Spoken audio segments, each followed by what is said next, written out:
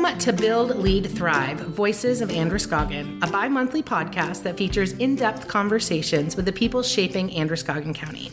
Each episode dives into personal stories showcasing the leaders and entrepreneurs behind the region's economic and community vitality. Hi, I'm your host, Shanna Cox, President and CEO of the LA Metro Chamber. I'm joined by local talent, longtime friend, and our producer, Mark Turcotte. Hello there. Hello. How are you? I'm lovely. Thanks for being here today. Thanks for having me. I love this journey that we're on. I love it too. You're just doing all kinds of fun things in your life outside of this. So each time you do a new professional accomplishment, I'm like blessed to say he's my producer. I get to hang out with him twice a month. I think our guest might dispute your claim that I am a local talent. Judging by his comments at the LA Balloon Festival. Oh, what I miss? Well, I wanted to make sure that he wasn't there to make more garden jokes. But I do hear that Mark nice tie into annual awards. I do hear though that Mark is starting to book out. Like if you want Mark, you need to book her. Hot commodity. Yeah, I mean, if as long as you get to him tomorrow, he'll answer and take the job. Were there any garden jokes at the? No.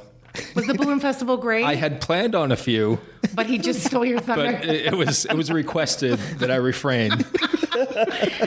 I think he just doesn't want your talent to go outside of our chamber spaces, not to share with the whole world. That makes way more sense. For a private audience only. Yeah. You don't want to ruin a chamber's brand. That's true. Thank you, Joe. Thank you. I will accept that. Thanks for looking out for us, Joe. Always. Thanks for holding a couple of joke cards close to your vest, sir. Appreciate that. You're already hearing from him, but today we're joined by Detective Joseph Philippon, a lifelong Lewiston resident whose career with the Lewiston Police Department has been defined by proactive community engagement, outreach, and innovation.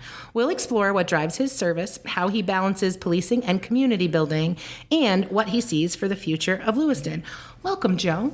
Thank you for having me, Shanna. Yeah, it's a pleasure. I'm gonna share a little bit, and when I say a little bit, I mean like a small slice of what I could be sharing about you, but this episode only lasts about an hour, so I can't go into that much detail. We also don't want to put people to sleep. Well, but your resume was pretty incredible. Let's see if we can pick up some of the highlights, and then we'll dig into getting to know you a little bit more. So Detective Joe, as many folks know him, is a lifelong resident who's been here. He's built his career and his reputation around service.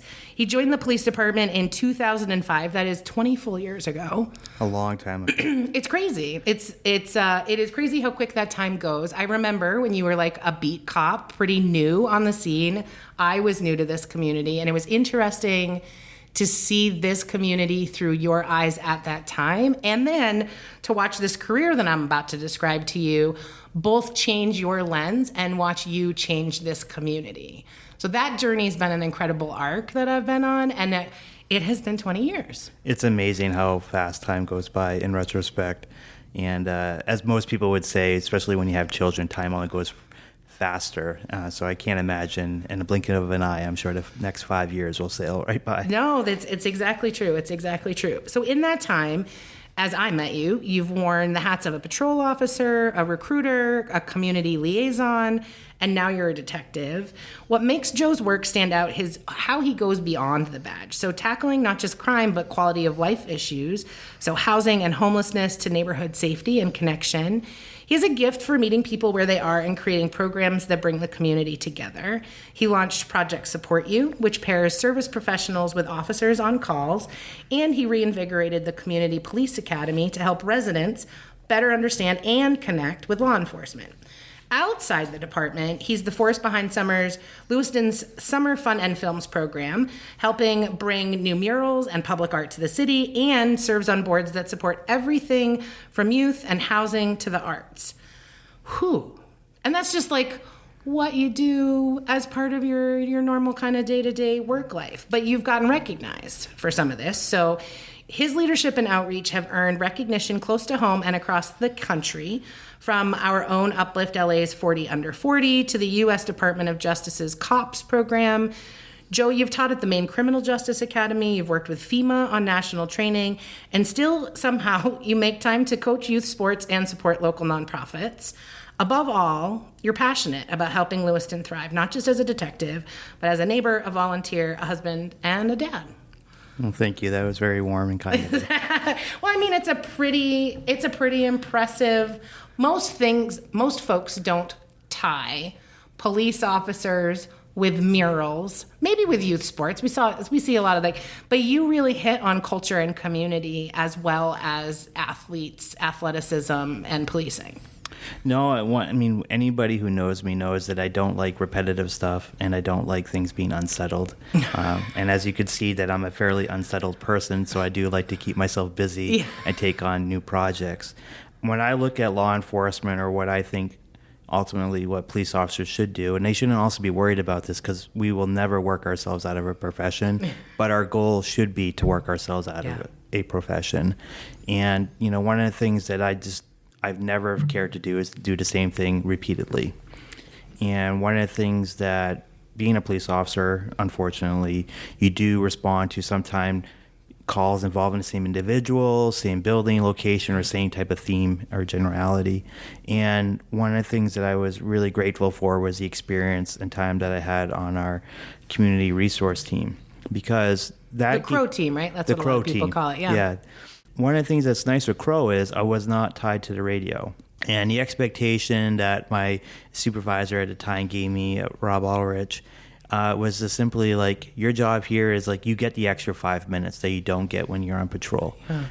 Dive in, dig. And, I really took it upon myself with that opportunity to say, okay, here are some of the things that I'm annoyed with when I was on patrol, but now I have time with, and really trying to get below the layers to figure out what it is and what's a better solution to this to negate that call for service for the police department. I feel like your time in CROW was kind of a pivotal point in your own experience and perception change of this community. And on this show, we talk a lot about how this community is perceived, how the people I interview are working to change that perception. And, I grew up in a first responder household, and realistically, first responders, whether it's, fire or police or EMS, you're 9 times out of 10, you're getting called for the worst moment, right? Maybe it's a birth, but the majority of the time it's not an awesome moment. And so if that's your day in, day out job, and that is 98% of what you're seeing every day, it can be really easy to think that a place that you're in is not so great. And it was through CROW that you were seeing some of the community initiatives, the community leaders, the other organizations that were proactively out there trying to address some of the things that you were seeing or dealing with the results of, in your patrol shifts. And I remember that being a moment in your life where you started to really think about this community. And often we talk about we don't want to throw lipstick on a pig. We're not trying to lie about some of the challenges that are in our region, but there are so many assets and there are so many great people and great efforts underway that it can kind of get swept under and not noticed. And so I think in CROW, when you were in CROW and started to meet those people and work with those things, and you're not just getting called for the bad moment and a bad day, that was where I saw you really start to take this journey really, really head on. No, I agree with you. I mean, one of the things, unfortunately, is that people don't call us when they're having a good day. Yeah. We need a non-emergency, I'm having an awesome day number. It doesn't happen. It really doesn't happen. It's very easy to fall into the trappings of the half-empty glass, becoming very jaded and negative, because that's all you see. Yeah. And of course, because that's what you see frequently, that becomes your perception of what is incomplete and in whole. And one of the things that was nice and invigorating for me was when I was on the community resource team was, and you said it, I got to meet other people that were working in the same area as a town or in this community that I was policing, but doing different things. And if anything, it restored my sense of optimism and hope. And it really was refreshing to me, because then I also realized that some of these solutions and stuff like that, we can build, you can create. And when you're in a negative place, it's hard to see that you are able to build and create things like the transformation plan that started from an initiative that you really started, which was Healthy Neighborhoods. That was really a big deal for me personally because I really got to better understand the neighborhood in particular that I was policing or had been policing at that time. To understand the complexities of what it is like to live in poverty or the challenges of housing, transportation, access to food, and how all of these factors, if they go unaddressed or exist as they currently are, also, unfortunately, can lead to more violence and crime. That work calls to your office. Absolutely. Before we dig in too much deeper, our getting to know you is just some quick questions that help us understand the man behind the badge. What gets you through a long shift? Is it coffee, tea, Red Bull, something else? Nothing. I don't do any of that stuff. You just water in the, because I know sometimes you work 14, 16-hour shifts. Water and stubbornness, I guess. That's the right ingredient. Stubborn is the right ingredient. What's your favorite Lewiston summer tradition besides your own film series? You can't use that.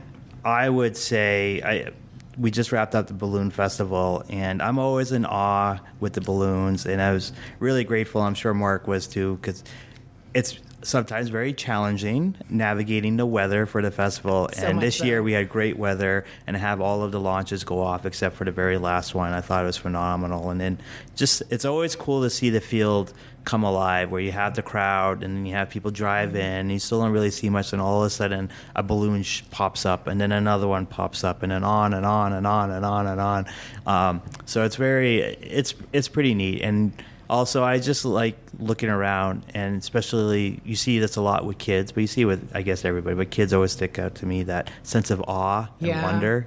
It's pretty neat. We actually have a balloonist at our Summer Fun and Films, and every now and then he's been able to inflate, as you know, balloons can be very finicky. Yeah. But if I ever had my wish, it would be for me to be able to finish up my curtain speech, walk over, get in the balloon, and sail away. Oh, that would be so perfect, wouldn't it? Well, we just did Wicked, so I guess that would have been pretty fitting if I could have done it for that. And movie. It was the season finale. It was. Another quick question. Who is a role model you looked up to growing up in Lewiston? My grandfather, Raul Philippon. I just always admired his hard work, his dedication. He was very stoic. He wasn't a man of a lot of words, but he was always there, always present, always tinkering.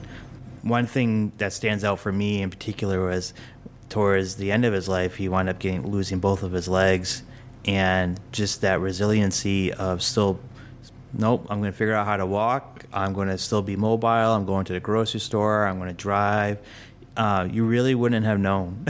Honestly. Really? Didn't slow him down a bit? No. So that's one thing I just always admired, his, again, I guess that unsettled feeling. Is that the same stubborn family trait that gets you through those long shifts? I guess so.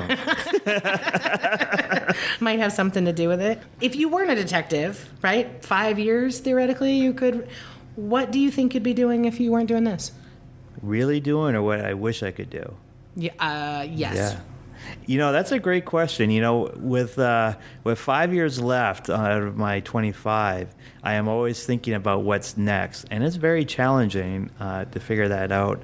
Some of the things I do like doing, I guess, is being involved in the arts and more on the production side of things, fundraising and getting a show organized and together. I think one of the things that I've always kind of been envious of is people who can act and just that ability to fully absorb a role and just really, honestly take a break from yourself and be somebody else, and then the different characters or situations that maybe you could portray yourself in.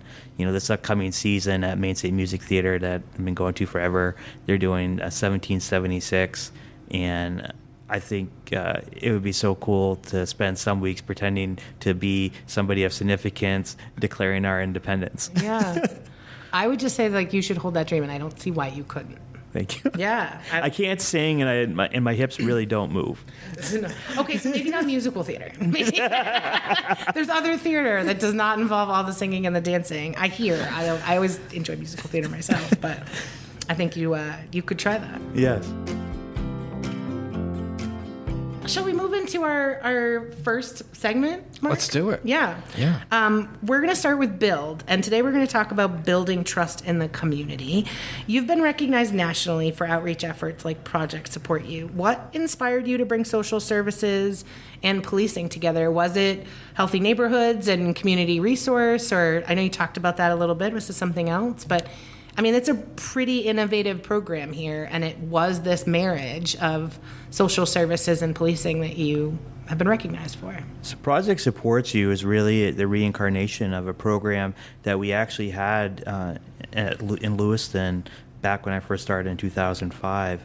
Back then, the state used to fund crisis workers to be with police departments, so they funded a position in Bangor, Portland, and in Lewiston. And of course, as times got fiscally challenging, our position got cut. But during those early years, I just got to see the benefits of seeing somebody with a mental health background, with all the licenses and resources, go to these calls, allow us to step back. The reality is that, everything that I wear when I'm in uniform, that my duty belt, that's what I wear to a bank robbery, and that's also what I wear to when you're in a moment of crisis. Yeah.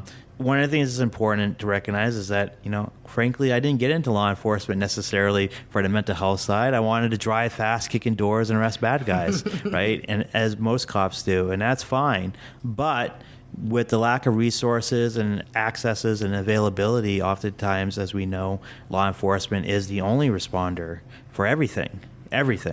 And what was beneficial with seeing the mental health program that we had then is we got to see somebody with the knowledge, with the background and the resources to go to these calls, so that after it was determined that things were safe, we could take that step back, the blunt instrument, if you will, and have somebody come in who understood where this person was, diagnosis, and help them navigate really, truly what their situation was, which was mental health.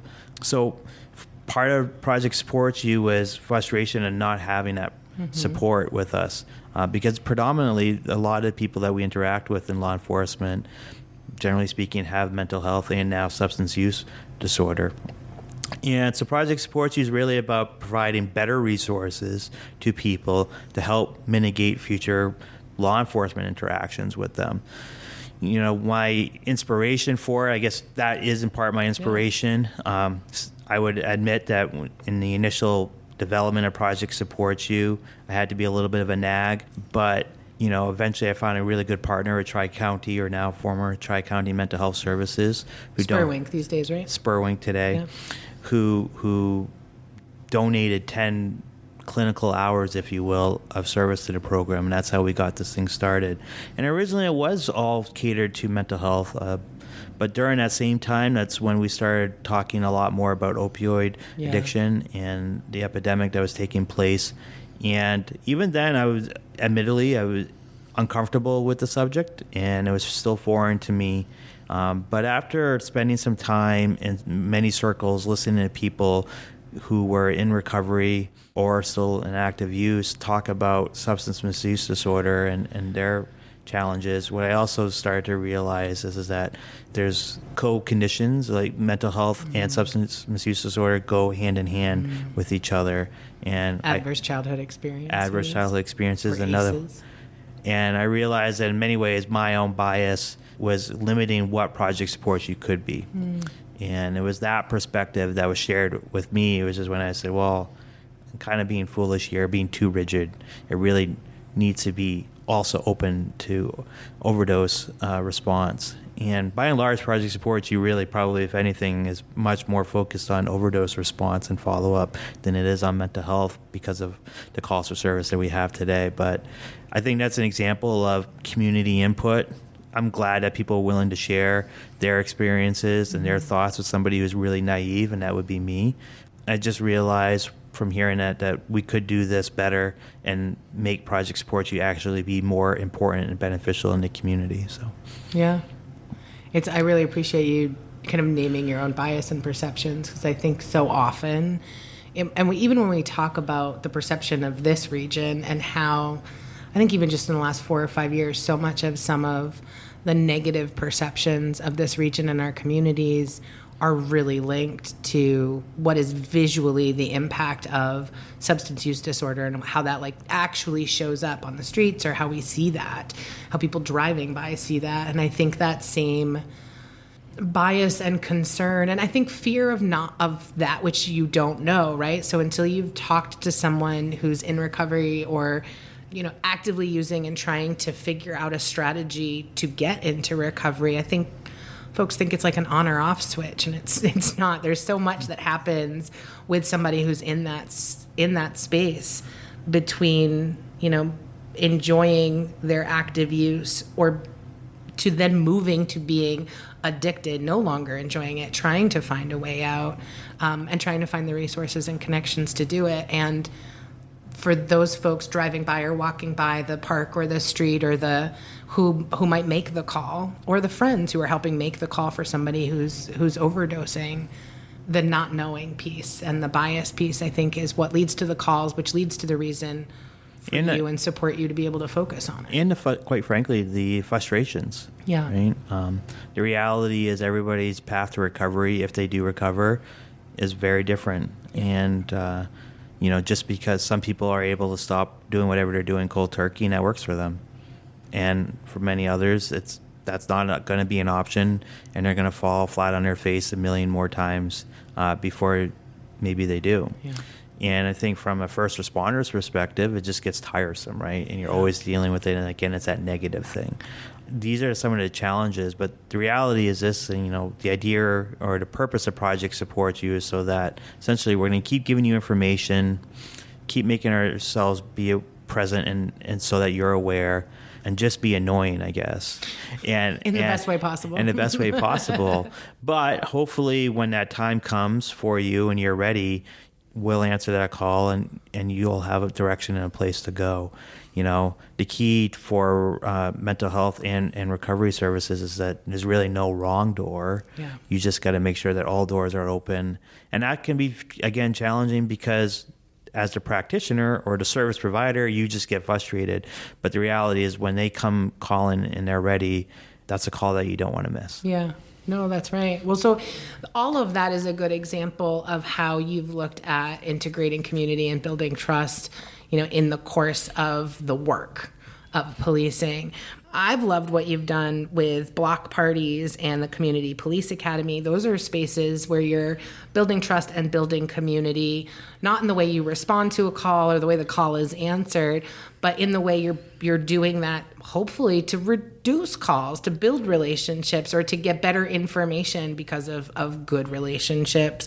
How have you seen the relationships that you've been invested in and the ones that you've worked around and helped grow? How have you seen them shape Lewiston? How have you seen that show up? Well, I guess on a more focused level, if we're talking law enforcement, some of my biggest regrets are the beginning parts of my career where I would be dismissive to the questions of what's the funniest thing you've seen, what's the scariest thing you've done, on and on and on. And oftentimes, 22-year-old Joe just want to be like, I just want to go hang out with my friends.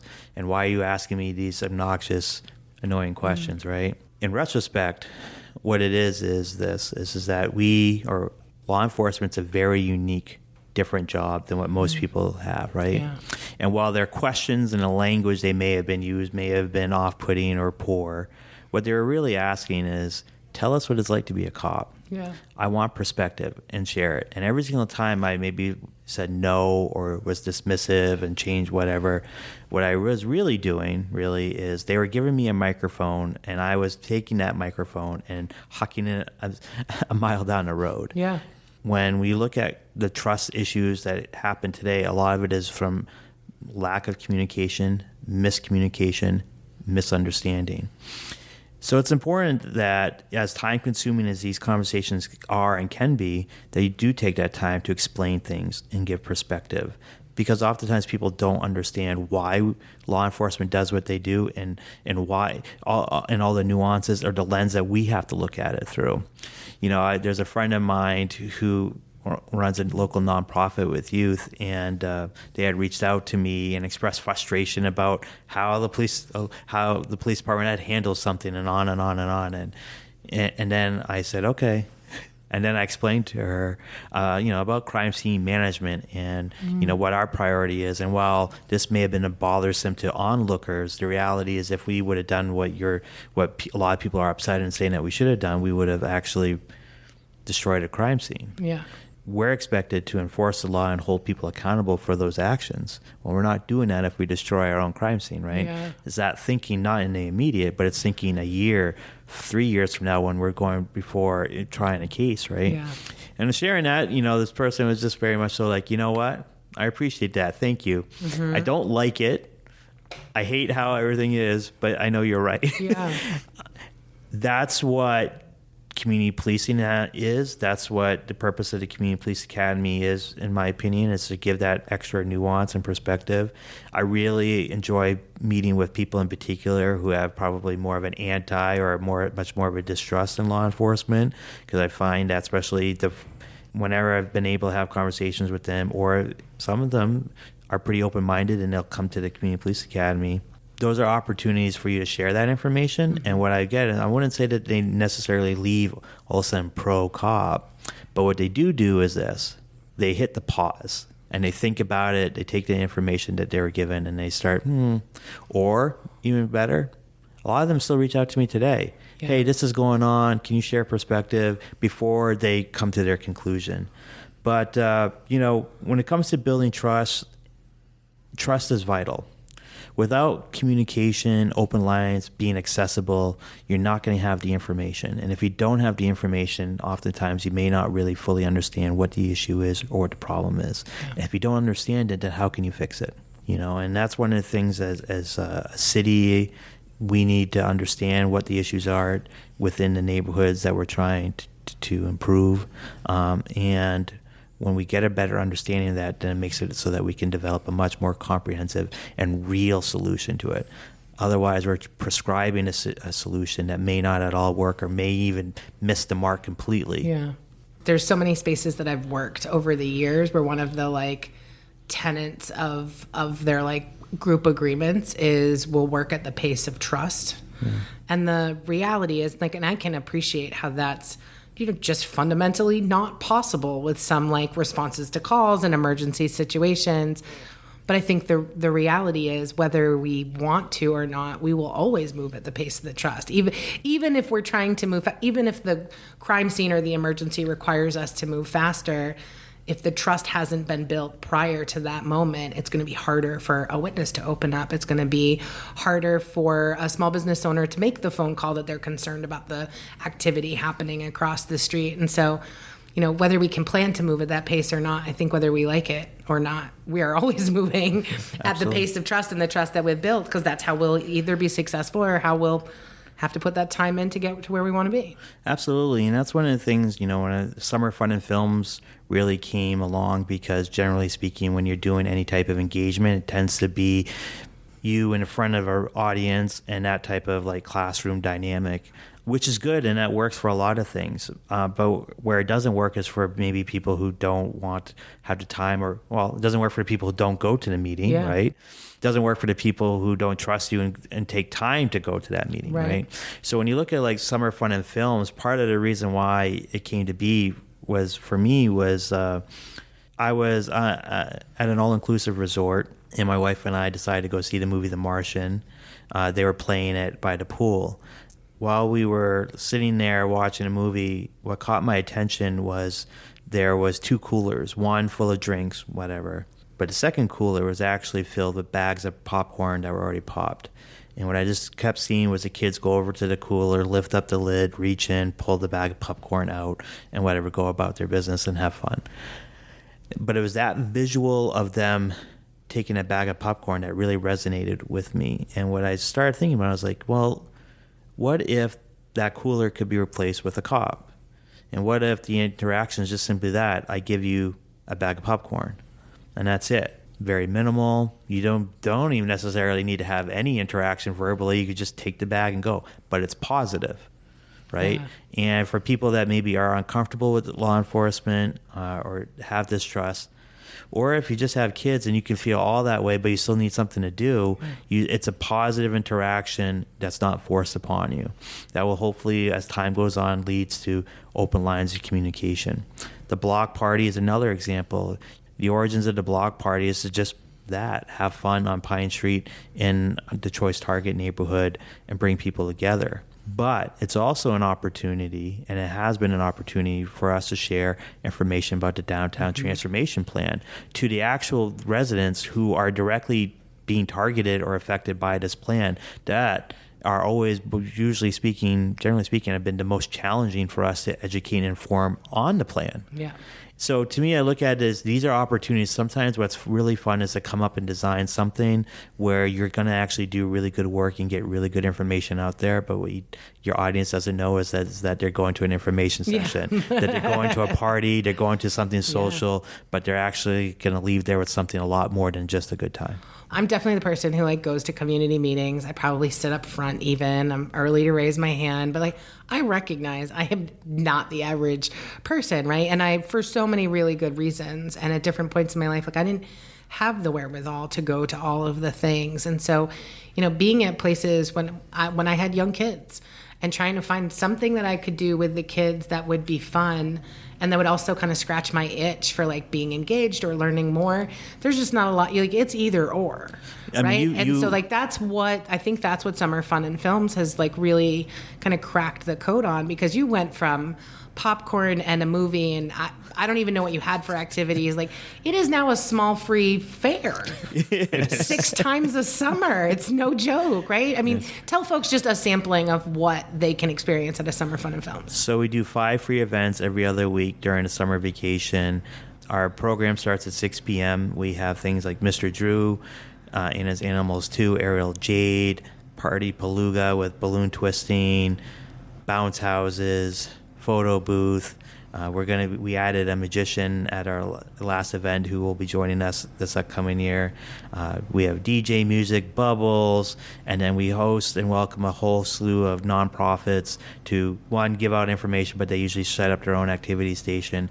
But it's just about fun, face painting, you name it. But the idea is just come, have fun. Everything's free, everything's accessible. Also, everything is safe. And at 7:30, we start the movie. I was going to say, and all that's before the free movie. And all that's before the free movie. And you're not playing old reruns. You get great movies. I try and make sure that we only play things that have been released within the last year, from when we are at the end of our previous summer season to when we launch. We give out free water and free popcorn. Walmart has been a huge supporter of this program, and arguably today, outside from Lewiston Public Works, Walmart, I don't think I could pull this off without their support.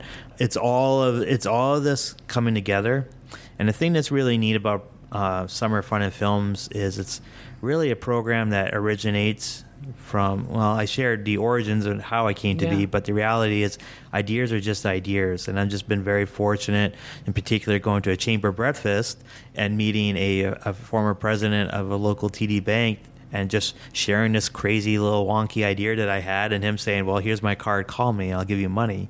Right? And that's what you really need. And that's how you started. Because it's not actually free. You pay for it. It's just free for the folks to come. Right. Yeah. And this program has grown from maybe a couple hundred people going to now, I would say this past year, we averaged about 1,200 people per event. Yeah.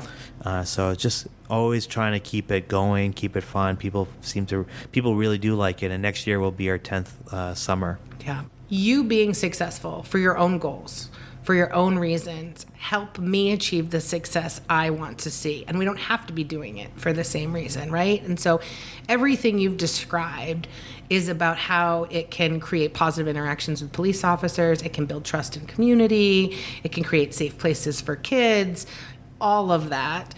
Through my lens, part of what Summer Fun and Films is doing and what you are doing is enhancing the quality of life in this region in a way that retains families who could move somewhere else and take their talent and their skills and their income elsewhere.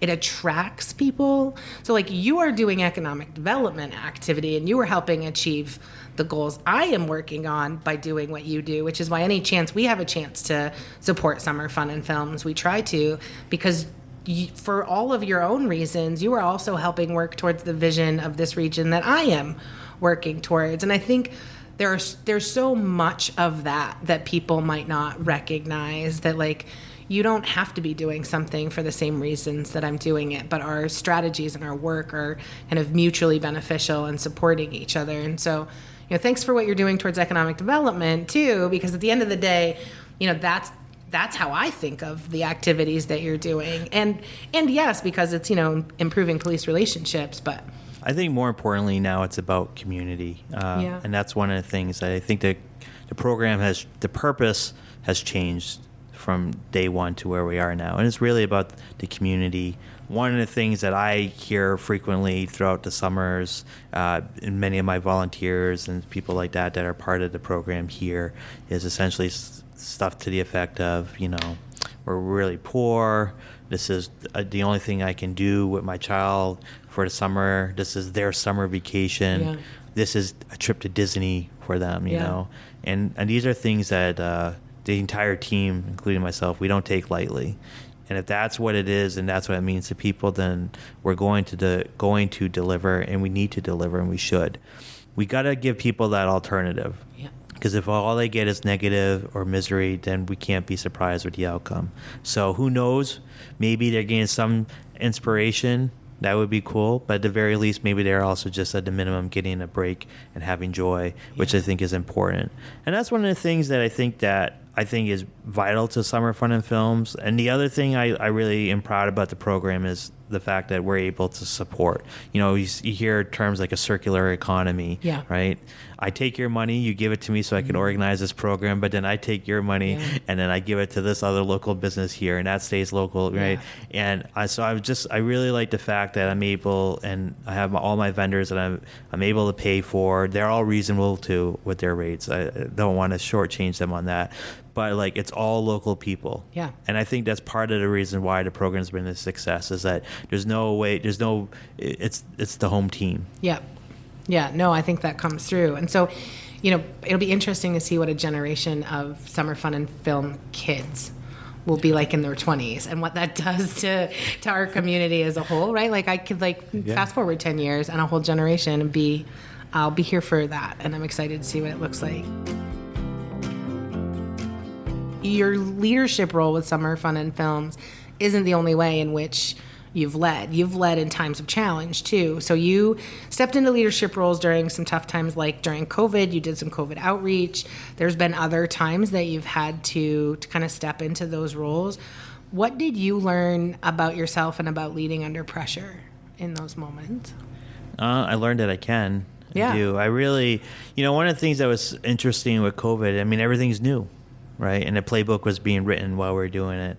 And that time that I was part of the communications team that the city stood up was in the very beginning. Yeah. And it was... I remember those days. Yeah. I was 6 months into this role, and nothing had its own playbook. No. A lot of fear. And one of the things that the reason why we started the communications team is, back then, I remember, I think it was 60 Minutes, I had done a piece, and they were kind of talking about two different responses in two communities.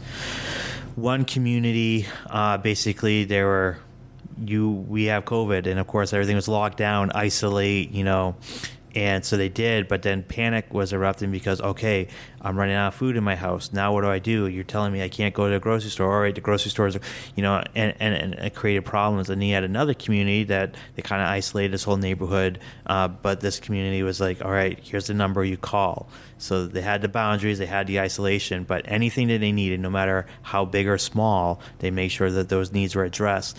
And they did not have the kind of chaos going on.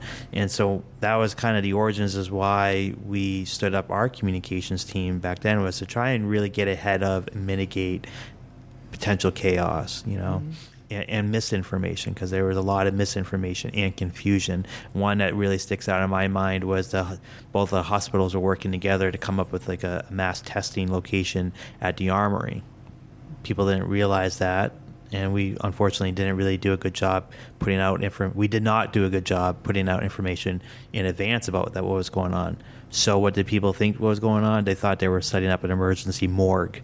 preparing for mass casualties, right? And all of a sudden that really elevated tensions, concerns, and fear. And a good lesson to learn from that is that while we did correct that and make clear what was going on at the armory, we also unfortunately did it several days later. Yeah. And you can never catch up to the initial buzz, right? And that's the importance of communication. Strong communication, explanation, dictation lets people understand what is going on, reduces that panic, and also gives them a clear understanding and direction of where we're going or what we're doing. And that's one of the things I think is extremely important from any leadership perspective, is taking that time to talk, explain, but also probably more importantly, to listen, right? Yeah. And, in part, I'm sharing a little bit of a stumbling here, but it was also listening and was what drove our counter response to that. But when you listen to people and you pay attention to what's going on, it gives you the opportunity. You're always going to be somewhat in a state of reaction, right? But the issue or the difference is going to be reacting to something small or its beginning stages, or really trying to overly compensate and react to something that's mushroomed out. And the reality is, if you get it early, it's going to require a lot less energy and effort. Yeah. And if you're at the end of it, or when it's mushroomed out, it's going to require a lot more energy and a lot more effort to mitigate. I wish there was more leaders who learned this lesson, is the ownership.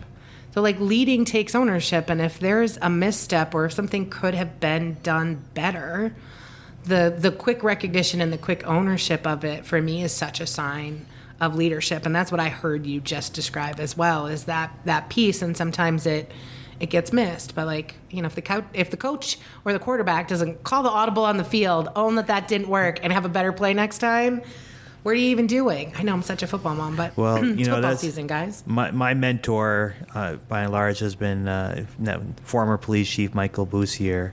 And some of the things that he instilled in me, and he was the one who put me on the community resource team and got me out there. And, we wound up really working well together and in tandem. But some of the things that I learned from him, and he made very clear to me, is that when you're right, you're right. That's really important, is that sometimes you may be in a room with one person or facing an audience of people. But if you're right and they are wrong, then you need to stand your ground and not cave. You can explain why you're right and why they're wrong, for sure. But when you're right, you're right. The other component to that is, of course, is when you're wrong, you're wrong. Yeah. And that's always the more challenging part, of course, because... it doesn't feel good. It doesn't feel good. It feels better to be right. Nobody likes to be. But when you're wrong, you're wrong. Yeah. And the key to that is this. Own it if you're at fault. And then the best thing to do right away is now come up with a solution to resolve and address it. And it's been my experience ever since those kind of values were instilled in me is that, okay, I messed up or we messed up. Let's do this. Does this sound like a solution? Okay, and then that follow through. And when I've never found anybody to hold a grudge over the initial mistake. I think that's exactly right. And honestly, one of the things that's tricky about trust, and I see this organizationally with my employees. We talk about being a people first organization. That's often a really important part of our hiring and interview process, both for us and for the candidate to think about fit. But the reality is I can't get that trust from you until you've tested it. Mm-hmm. And so it takes the first day that a new employee is saying my kid is sick or I'm not feeling well and something came up, and for us to say that's okay. All right. You say you're a family-friendly organization, but prove it when you're actually... Right. And then, but it isn't until I get the because I can say that, but if you never have to leave early, if you never have to call in sick, and you don't see anyone else taking advantage of that quote unquote benefit, then you just get stuck wondering do they really mean it? The trust isn't built until it's been tested. Absolutely. And I think that's such a key. I think most people find those bad moments, the uncomfortable ones, the painful ones, whether it's a lesson learned or a wrong that was perpetrated, it doesn't feel good. And I just think really thinking about those moments as opportunities for ownership and building trust, because that's where you can prove to someone, when I make a mistake, I own it. Mm-hmm. And I make it better. You don't get that opportunity to build that trust and to prove that about yourself unless you've made a mistake. And so I think it's just such a different way to think about failures and learning opportunities and trust building, then I think most people think like, if I've never broken your trust, that's how I have it. And I'm like, you've never proved your trust. Right. If that is the case. I think another area in your work that all of that very much relates to, you are really well trusted within our immigrant community. And you've been building relationships within that community, going to local mosques, going to local meetings, at least if not before your Crow era, right? I see other leaders who are trying to work across cultures and across difference and to build relationships with folks who are just not the same as them. What would you share? What lessons might you offer to folks who are trying to work across cultures or to figure that out or improve that aspect of their own leadership? You just do it. When I think back to before I had my first meeting at the mosque, I think I spent more time in a few weeks before that thinking about, how should I approach it? What should I do? Is this right? Should I wait? How do I prepare? Yeah. And the reality is this. Just go knock on the door. Yeah. What I've learned from that experience, because it's very different, right? I mean, I'm adopted, but I grew up in basically a white Catholic Franco, right? So that's what I know. Mm-hmm. And so our Muslim community couldn't be any more polar opposite than that in many ways. However, when you go across that threshold and you start talking to them, we actually have a lot of similarities. And the other thing that I really learned from the experience is, and continues to this day, is that people generally want to talk. They want to explain. They want to share their story with you. Mm-hmm. And so it's really not as challenging as you may feel when you're having an encounter with a stranger or with the population. I have found they're eager and excited to have audience, to talk to somebody who's outside of their community and share their values or share their customs, beliefs, and why, and explain things. And honestly, it's also your willingness to just ask. And what you only know what you know, and you don't know what you don't know. Yeah. And I think that when I look back on some of those years of earlier meetings and stuff like that, and establishing that trust was listening to them, but also asking them, so why do you do this? Yeah. What's this? What does Eid mean in relation? And they were always really good at explaining things to me. And that also led to cross-cultural, where they would also want to know about me and my upbringing and where I went. And it actually led to me bringing a bunch over to St. Dom's, where I went to high school, so they could see what a Catholic Mass looked like, and tour St. Dom's and meet with the priest at the time back, So it was just kind of neat. But again, that's that culture exchange. And what I really gleaned from all that was like, we're really not as different as you would think. Yeah. And that's what it comes down to. There's just so much more in common than there is different. I mean, with almost any groups of people, like we still fiercely care usually about our families, about safety, about our community, about, stability. Like we have all of these shared values. Absolutely. One thing I don't take lightly from those years of relationship building is the amount of trust that they have in me. They call me, they have my number. You get calls all the time, or at most random times. But I think that's also the key to it, is like, you have to answer their call. Yeah. Or anybody's call, really. If you say you care, that's great. And kind of going back to where we're pro-family, call us, but if you don't actually, then, and so taking those phone calls, helping them navigate those situations, the amount of trust, I don't take that lightly, and I don't want to betray it. But one of the things that I've learned, I had to acknowledge years ago and still today, is that you can't also over rely on me. Yeah. And there was a period of time there where there was a lot of reliance on me to be their voice and stuff like that.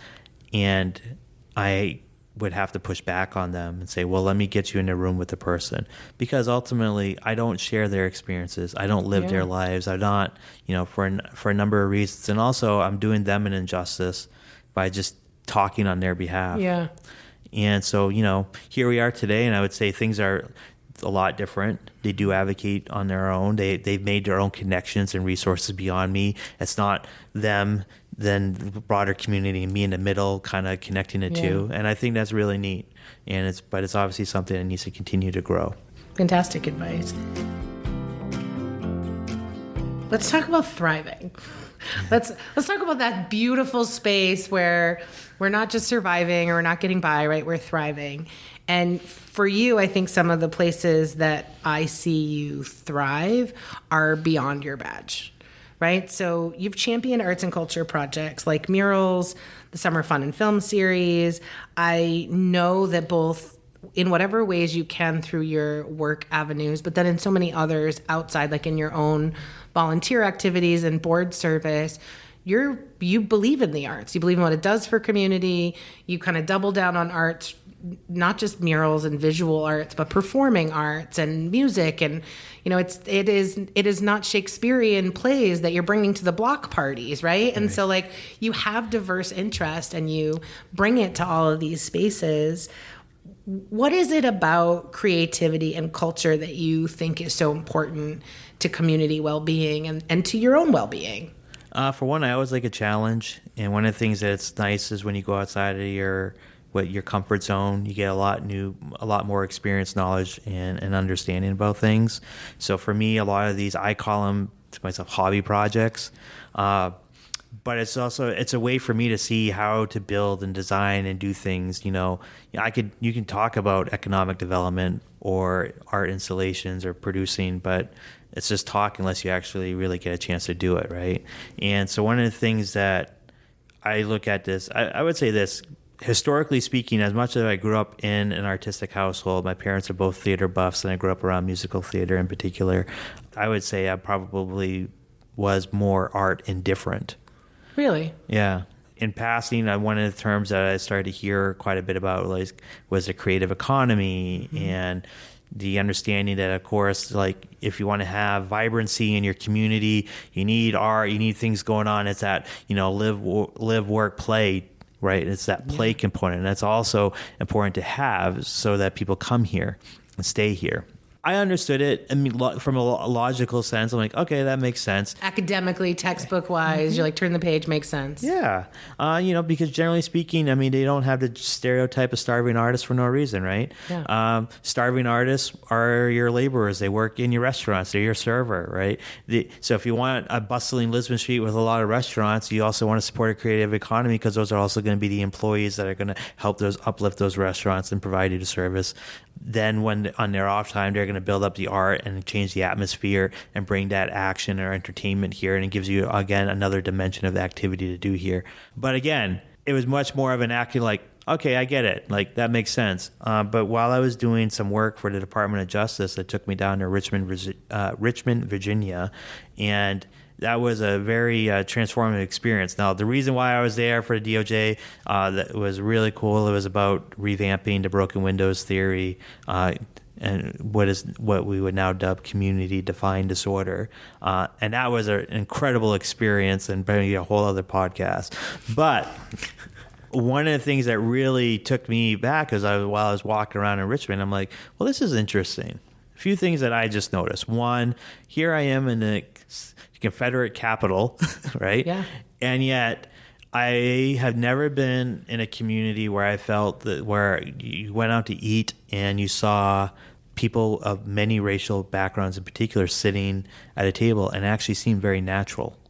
Like I still don't really feel like I see that even here yet. We're still kind of separated. So that took me. Another was the greenery. A lot of greenery in Richmond that you don't typically see in urban environments. And then most importantly, it was just a feel. There was a vibe, and I'm like, what is it? And then one of the things that just really started catching my eye was like, there's large murals all over the place. Mm-hmm. And then of course, when you start looking at murals, and then you look in front, there's sculptures. There's a whole slew of art.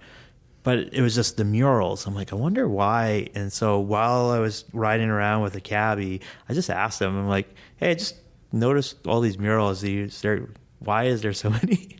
And he explained to me that they have a city ordinance that requires that if you have X number of square footage publicly facing, that you have to have art on them. And then I looked it up, and they have like a 150-page guidance book on it. It sounds like a lot, but actually if you read it, it's really not terribly. It's navigable. It's very navigable, very unrestrictive.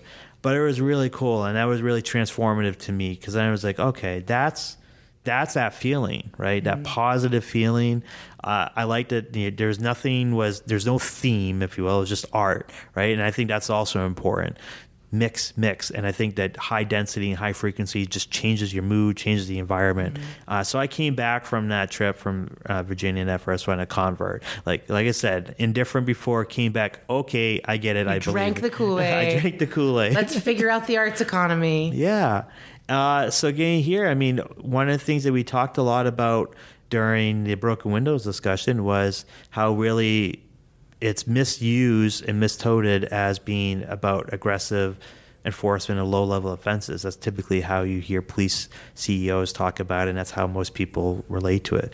But when we had the protege of the original theorist at this conference, and I guess this is where it all kind of ties together, it was really actually about community pride, community ownership, and really positive peer pressure, neighborhoods setting a tone for what's allowed. And if neighborhoods feel strong and are able to do that, then these people doing nefarious business on the corners are not comfortable, nor are they welcomed. And the police are there to support the neighborhood in defining those norms, but the police don't have to define the norms on their own. So that's where I was like, okay, art matters. So I came back here. Again, kind of on a whim, we had the choice neighborhood money, and we're coming up on a deadline where funds were either going to have to be returned or essentially lost, or they need to be spent. And it was lines for public art, and Misty Parker, a creative genius that we had here. She came up to me and just asked me, like, hey, this fell through. I need something. And you got like 6 weeks. Which one was that? Which was the first piece? So the first one was the Birds of Paradise at the corner of Bartlett and Walnut Street. What was really neat about that is like when you think about a large two-sided mural and how do you do this and stuff like that, it sounds maybe overwhelming, but really, here's the deal. I drove around and I said, all right, I need to find brick walls, in particular within the Tree Street neighborhood, which is hard to find. So there's not a lot of choice. And then I found one, right? And now it's at Bartlett and Walnut. And then I was like, okay, so now what? Well, go online, go to city records, look up, see who the owner is, look up their LLC, and just keep digging, and eventually I got almost like a detective would. Like a detective would. Weird. But now it's this is where it gets weird. That stuff's easy, I guess. But now I have to cold call somebody who doesn't know who I am, who lives down at Old Orchard Beach. Well, actually, my first phone call was to the owners, the former owners. They had just sold the building within a couple of weeks of my phone call to them. So they said, well, here's the new owner's information. So it's even more. And I cold called them, and I basically said, hey, I introduced myself, told them I'm kind of a crazy cop, but I had this idea, and I want to put a mural on your building, and here's the deal. I'm going to fundraise for it. All I'm asking for is your wall, maybe a little bit of money from you, because I think it's important that you have some financial stake into it. But I'm going to basically make it. I always call them mural babies, but like I'm going to take everything put together so we have a mural. And you know what? This guy, he was great, and he's like, all right, I'm in. I remember him being so supportive at the ribbon cutting. He was. And then it just was off to the races. We had friends, Sandy Markey, particularly they were part of the Blue Jay mural. Of course, now deadlines, so I'm like, I don't even know who's an artist, who paints murals, and I'm also putting something on this guy's wall, so it needs to last, not like just be a one-year thing. And look good. And that's how I got in touch with the color wizard, Jared Goulet, who also, I would say, when he took my phone call, was kind of like, show me the money first. I'm not sure about you. All fair, but things came together. He painted that mural. Then shortly thereafter, I found another pot of money and another wall, and that led to the Splash of Color on Lower Lisbon Street, and then eventually to the third piece, which is Vibrant Visions at the corner of Ash and Bates Streets. And that one's three-sided. Just up in your own game there. Two-sided to three-sided. Well, I always take things to the extreme. But it's been really fun to do these and see this. I love all of the pieces. It's still kind of shocks me when I drive by to think about, in some ways, how quickly these came together. But how cool they are, how vibrant they are, how people really gravitate towards them. The one that I'm probably the most fond of is actually Vibrant Visions, which is the 3-sided one. Yeah. That one was really neat. And again, I can't emphasize this enough. Believe it or not, I'm an introvert, and if anything, I put on a show of being an extrovert. But when you go to things and put yourself out there, it's amazing who will come to you. Yeah. The Vibrant Visions came to be because I went to a ribbon cutting that the chamber was doing out on the way. I love the chamber threads in this journey. for some plug-in electric car chargers on the way mobile, and it was funny because just a couple of weeks before, Misty Parker was like talking to me about let's find some more walls, and so she had sent me the walls at the Consolidated Communication. It's like, what about this wall? And that was just it. There was like, these could be cool walls. I don't know. Yeah. This is who owns it. Nothing else had happened with that. So there, we had just finished a ribbon cutting, and this woman, Jen, she was the manager for the building, happened to be there filling up her fleet car for Consolidated Communications. But for whatever reason, she knew me. So she comes up to me and introduces herself and tells me who she is. And I'm like, oh, you work at... And she's like, I'm like, oh, that's funny. And you pull a picture of her brick building out. I pull a picture. I'm thinking about your canvas, ma'am. And she was like, yeah, I've been wanting to talk with somebody about art because we did this down in Portland, and I would love to have something on my wall. And I was like, wow. I mean, so that's like... I would also love to have something on your wall. Right. And so, like, it was just really cool. And one of the things that was really neat with Consolidated was basically, we trust you. Here's a letter. Literally, they wrote a letter that said, Joe Philippon can make all decisions. We don't care. Just good luck, make it pretty. Do whatever you want to do. So in terms of creativity, Jared came up with a lot. If I go through my emails, we have so many great renderings, and all of them should be put up somewheres, and all of them can and will, I'm sure, at some point. But one of the things I challenged them, like, I can find walls all over the place for people who are maybe not so comfortable with going outside of the box. Consolidated says, do whatever you want to do. And so we just push, and finally we came onto Vibrant Visions. And what I really like about that abstract, it's an abstract, so people see whatever they want to see. But because the long wall is abstract, maybe with a B in it, and then the two parallel walls, is abstract color schemes, but like it's eyes. No, they're definitely eyes. Right. So one of the things, so when I look at Vibrant Visions and what I see when you start on the Park Street side with the blue set of eyes, to me, it's representative of they look towards the river.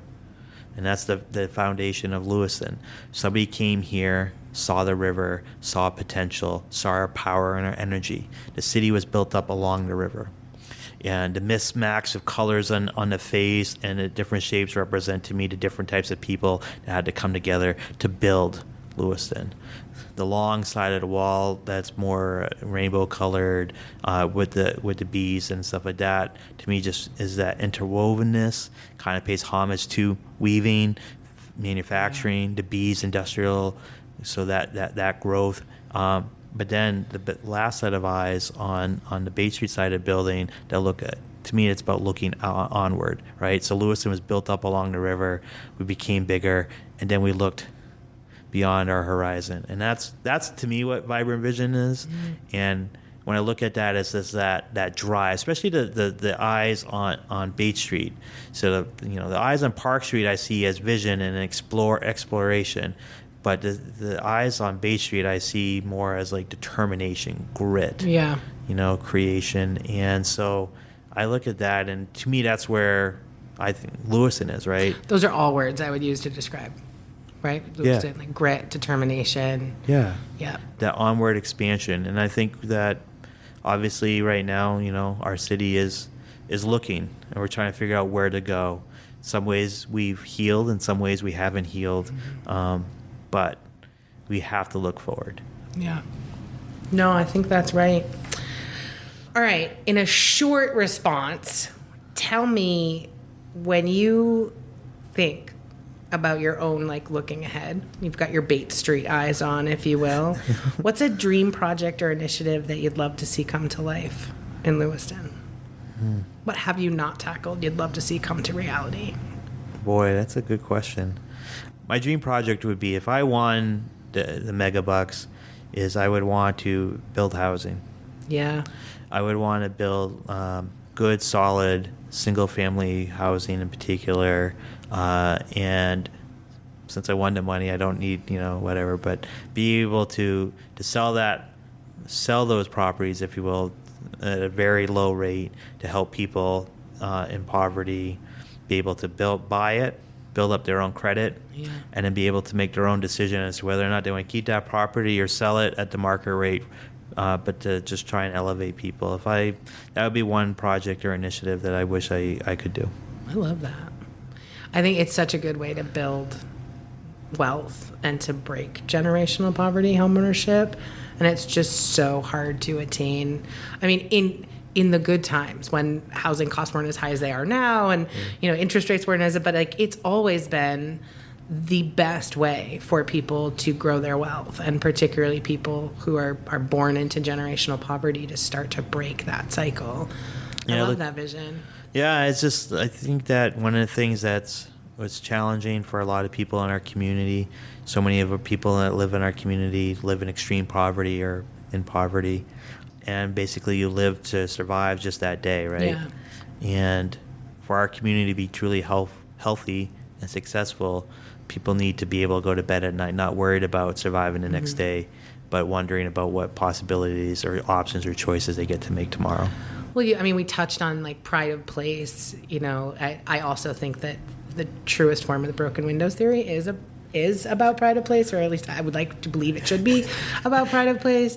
But I think that I know this to be true because I was fortunate enough to grow up in a home that my family owned, but I spent a lot of my life in rental. And for me, breaking my own cycle of generational poverty absolutely came from homeownership. And it is really hard to have the stability and the ability to plan for the future when you don't have control of your own housing. Yeah. It doesn't even matter that you're a good tenant that always pays on time, right? Like the building could get sold and you don't have the ownership. You don't have that assurance. And so, are you putting a potted plant on the porch that you can take with you, or are you laying down roots in a garden out back? That, like, even just the ability to have or to show different types of pride are linked to your ability to know that your space is your space and that you can raise your kids there and start your life there. And I just think be safe. Yeah. Safety is, I'm a big housing first model fan. Like, how do you pay attention to anything else if you don't know where you're going to sleep tonight, where you're going to lay your kids' heads down? Everything else kind of stems from that. So we always like to close out by thinking about a way that you can pay some of this forward, right? All of the learning and the lessons and what you've built, trust and community. What is one piece of advice that you would share with young people in this community, whether they're thinking about public service or community leadership or just getting involved? Find your voice and put yourself out there. It can be very scary. And again, this is an introvert talking that most people I don't think believe is an introvert. But if you can find your voice and, even be Shanna, who was afraid of talking, but now is the person who asked that question when everybody's getting ready to leave. When you can do that, it's amazing. I've said it before and I'll continue to say it. I have ideas, but all of the things that I've been able and fortunate to be part of is because I've been able to share those ideas with others. And in turn, others have supported me. If I didn't have their support, whether it be financial, property walls, whatever, publishing, you name it, none of this would happen. And I don't want to take it for granted, even though I do take them for granted in many ways, because I now have a cadre of people that I know that when I have whatever going through my mind is something that I can call, and they believe in me, they trust me, and they say, what is it that you need from me? Because also what I've learned is that everybody, or a lot of people in this community, want to be part of this community, but they too also don't necessarily know how to plug in and engage. Mm-hmm. And I think that some of the benefits is some of the times, a lot of the things that I've been part of, they say, oh, that's really neat. I like it. How can I, as opposed to I have this idea and I want to do it. So there's a community out here, and there's a great community here. No matter what people say, I've been very fortunate and blessed to be supported by them. Like I said, anything and everything that maybe I'm known to or gets attributed with my name, I'm just the idea person. But the reality is that's all come to be because of a broad range of support from individuals, businesses, nonprofits, grants, foundations, you name it. But all really comes down to people. And because you said the idea alone. It's good advice. Thank you, Joe. Thank you, Mark. Thank you. Yeah.